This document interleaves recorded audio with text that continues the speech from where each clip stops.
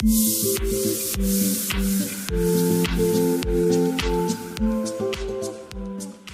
of the most common things we see here in physical therapy is low back pain and neck pain. A lot of times patients come in and they say, my back hurts, my neck is stiff, but I also have symptoms either into my arms or into my legs. And this is due to a pinched nerve.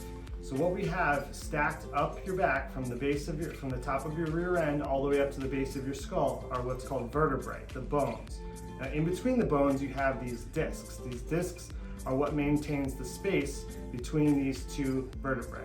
Now why that's important is because that space in the back here allows for the nerve to come out off of the spinal cord and travel, in the case of your neck, down your arms, or in the case of your legs, or in the case of your low back, down your legs. The largest one being your sciatic nerve. I'm sure we've all heard people say, I have sciatica, or someone tells us, oh, I'm suffering from sciatica. The reason they say that is just because they have an impingement of the sciatic nerve at the spinal cord.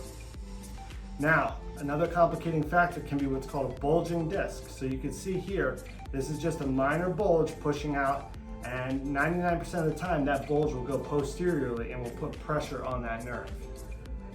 Another thing you might have heard is a herniated disc. Now this is a more severe situation. You know, it's often caused by falls, motor vehicle accidents, and that's where the inside of the disc, the annulus, is actually pushing out, and that can cause severe pressure on the nerve. Now what can also happen is with aging, we get what's called spinal stenosis. Spinal stenosis happens when the disc starts to deteriorate, it dehydrates. It's 90% water, 10% gelatinous material. Now as this disc starts to degenerate, the area where the nerve comes out of the back becomes much smaller. You might hear somebody say, when I was a young man or a young woman, I was 5'10", I'm now 5'8". That is because these discs start to dry out and they actually become much closer together.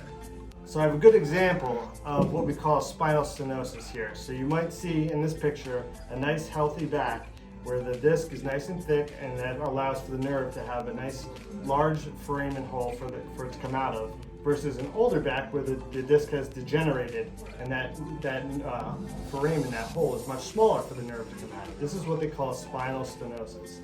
Now what do we do to compensate for that? We start to lean forward. Everybody goes forward.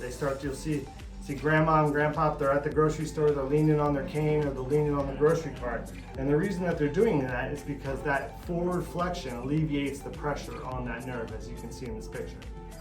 The opposite is true of extension. You don't see many people walking like they're walking into a stiff breeze, because that extension of the spine causes that nerve to become pinched. So they're standing there, I can't stand for more than 20 minutes, I can't stand and do my dishes. That's because that nerve is being pinched.